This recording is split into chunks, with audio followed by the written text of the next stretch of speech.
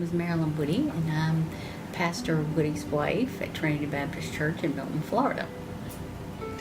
I was wondering how you got saved, how the Lord led you to salvation. Okay, well, we moved down here to Florida after my husband graduated from airplane power plant school to go to work in Whiting Field.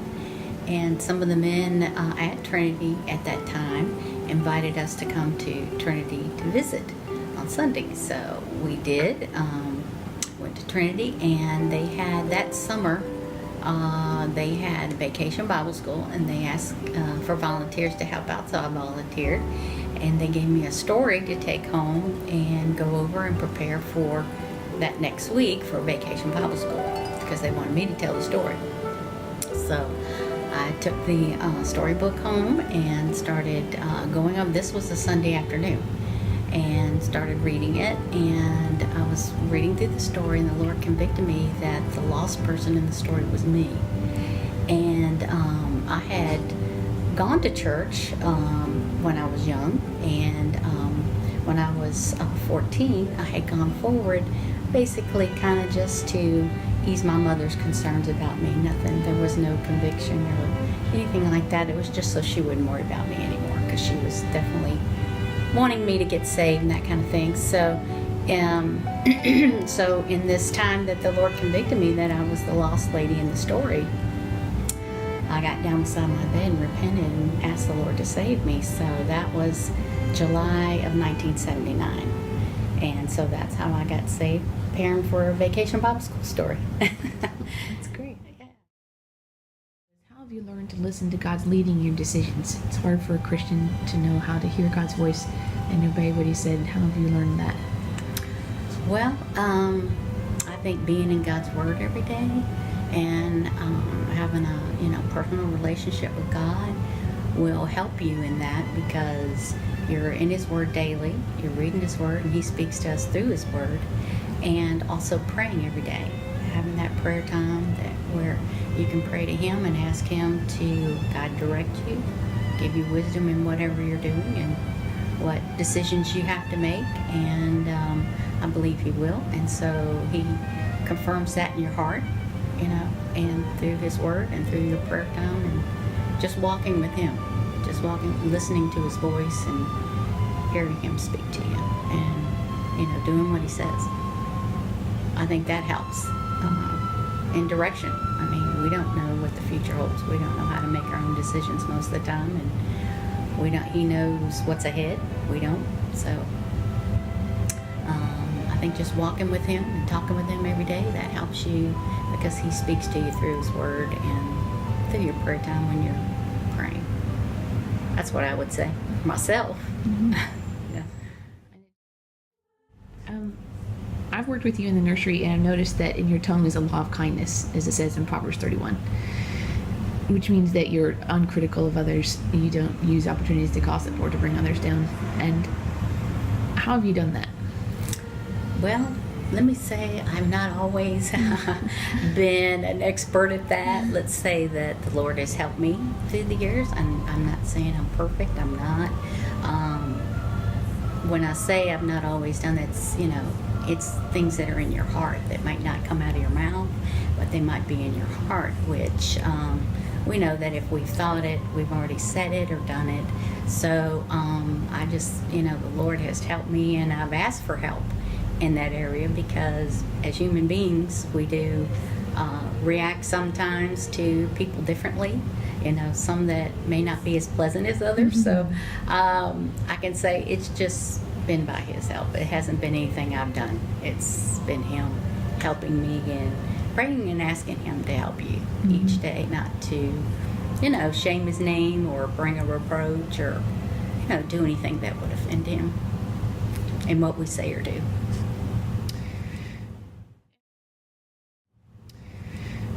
And what would you like to tell young wives about marriage? Because how long have you been married? This year will be 45. So you could tell, what would you like to tell young wives about marriage? And well, I know submission is not a good word these days, but I just know that seems to be a big problem you know, because we're human beings. Everybody wants their own way. They want to make their own decisions, you know. Of course, as women, we do have our own wills, our own likes and dislikes, but submitting yourselves one to another in the fear of the Lord. I think that's the main thing, just being submissive to your husband in everything, and giving up your own rights as a person. You know, like if you have a preference on something, and he has a preference and it's not your preference, being submissive is not about winning. It's about being one and making the decisions as one, and him being the head, being submissive to whatever decision he makes, and being comfortable with that, and having peace about that. That he's the one God put over us, so God's going to direct him to make the right decisions. And you can make a godly appeal, you know, but I think in the end the decision's up to him. So being submissive and having the right kind of spirit and attitude about that, you know, not being quarrelly or thinking you've lost the I don't want to say fight, so to speak, but you've not lost the battle here, but you've submitted. And I think in the long run, you know, as the virtuous woman, he praiseth her in the end, and I think that's what you'll get, and that's what we all want anyway in the end. You know, we don't want to say we won a certain thing or we got our way and this or that, but he'll praise you in the end, and let her own works praise her in the gates. So being submissive, I think, is the major issue, I think, in a marriage. What would you like to tell Christian ladies about walking with God? Well, as I mentioned earlier, having that daily time with God every day, that personal relationship. I think in the Christian life, you know, things change, society changes, and of course the world wants us to change with it, but walking with God is just that, having him there, and you can talk to him anytime, any place, and any situation that comes up. He's your best friend, and he's the one that you go to when you have a problem, you have an issue, or you don't know what to do. He's the one we go to. And to me, I don't know how people live without him. I don't know how they get through each day. I need him every minute of every day to help me. So I really think it's that intimate relationship with him and turning to him for everything.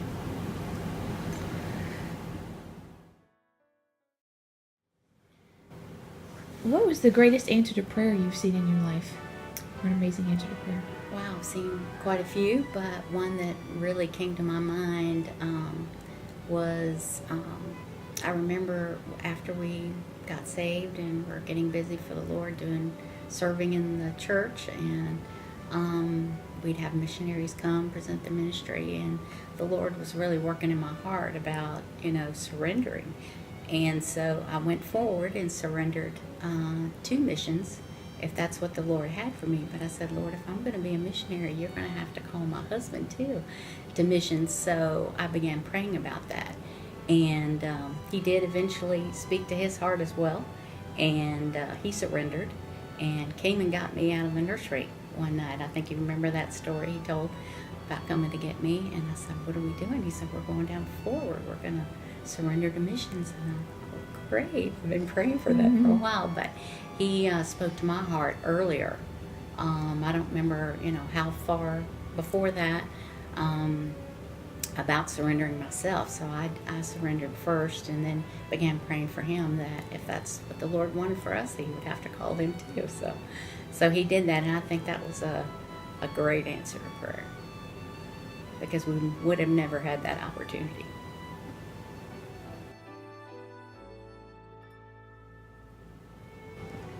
What was your greatest struggle in your Christian life that you'd like to share? Well, I think after we got to the Dominican Republic and worked there for 8 years and became, involved with those people and loved those people. And then the Lord was speaking to my husband about coming back to Milton to take the church because of our pastor's health. And that was a real struggle for both of us. And I can remember telling my husband when we were praying about that, I think it took several months for him to make up his decision what we were going to do. But I can remember telling him, honey, I don't know what to tell you. I'm just going to pray and ask God to show you to make the right decision, because I don't know. And the ultimate decision is up to you. And I'm just going to pray God will give you wisdom to make the right decision in that matter. But that was the hardest thing. The biggest struggle was coming back and leaving the people that we were working with and coming back here.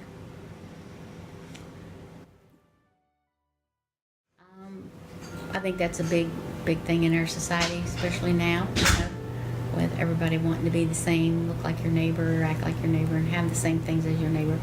And but staying within your means too, I think that's a big thing for especially wives. Trying not to keep up with everybody else, but knowing what you can afford and what your husband can provide, being content with that, and make do with what you have.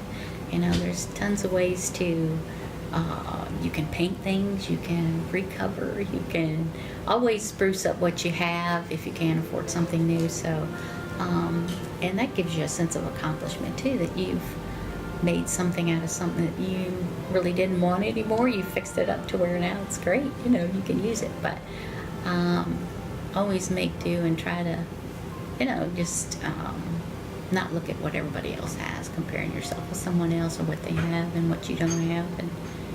And if you don't, you find yourself, being discontent about something, just pray and ask the Lord to change your heart about it. But try not to keep up with anybody else. Just, work within your means and what your budget allows for you, and make do with what you have.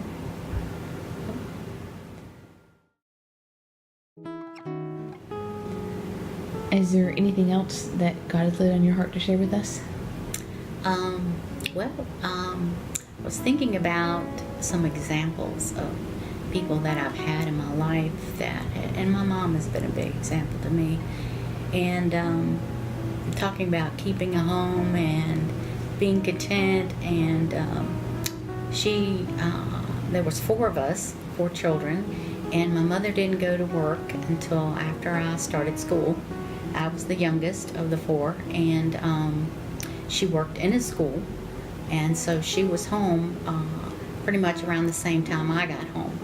So it wasn't like I came home to an empty home, that kind of thing. But she did work after I went to school, and she was a real big example to me of a virtuous woman, because she kept a very neat home with 4 children and working as well.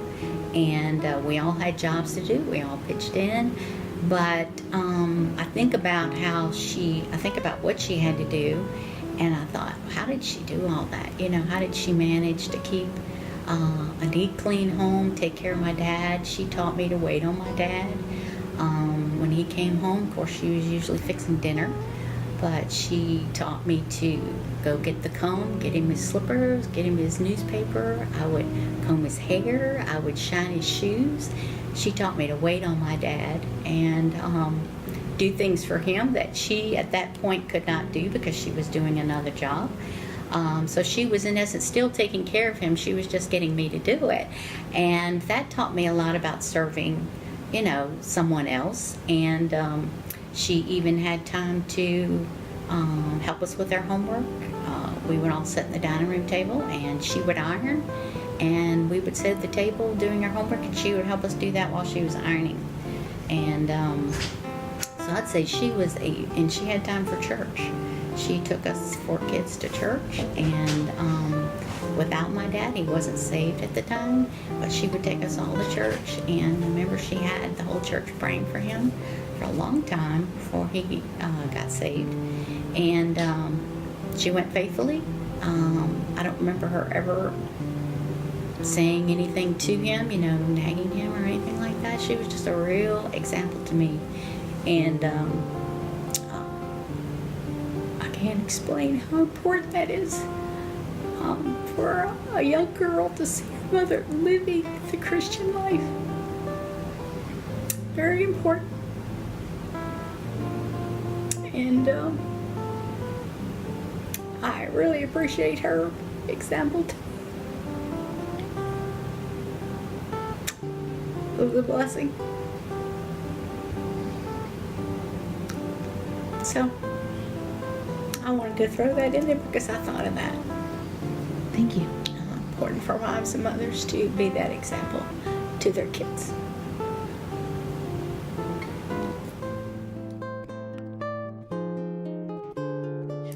Do an interview for me. Sure. You can get a blessing out of it. Somebody can get a blessing out of it. Yeah. I don't feel like I've been anything special. It's just the Lord working in me.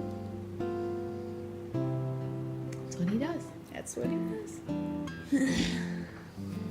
Helps each one of us. That's right.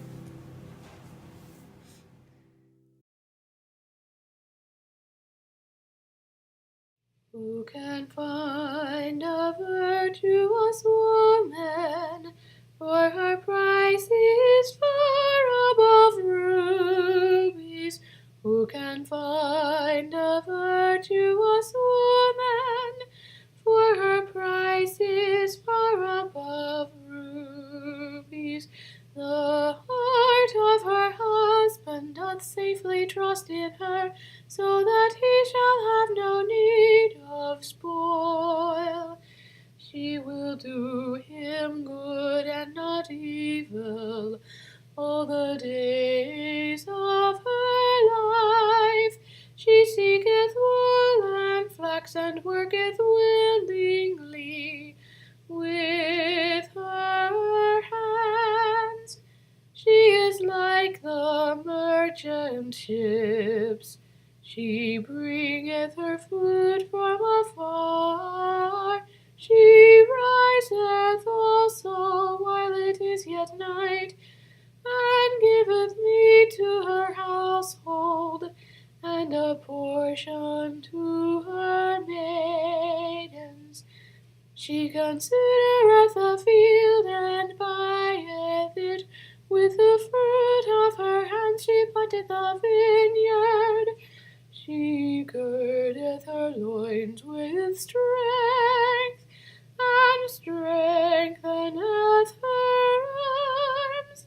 She perceiveth that her merchandise is good. Her candle goeth not out by night. She layeth her hands to the spindle, and her hands hold the distaff. She stretcheth out her hand to the poor, yea, she reacheth forth her hands to the needy. She is not afraid of the snow for her household, for all her household are clothed with scarlet. She maketh herself coverings of tapestry.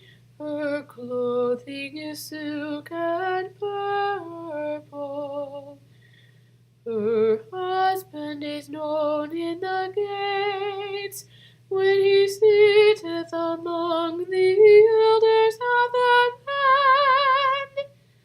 She maketh fine linen, and selleth it, and delivereth girdles unto the merchant. Strength and honor are her clothing, and she shall rejoice in time to come. She openeth her mouth with wisdom, and in her tongue is the law of kindness. She looketh well to the ways of her household, and eateth not the bread of idleness. Her children arise up and call her blessed. Her husband also, and he praiseth her. Many daughters have done virtuously, but thou excellest them all. Favor is deceitful, and beauty is vain, but a woman that feareth the Lord, she shall be praised. Give her of the fruit of her hands, and let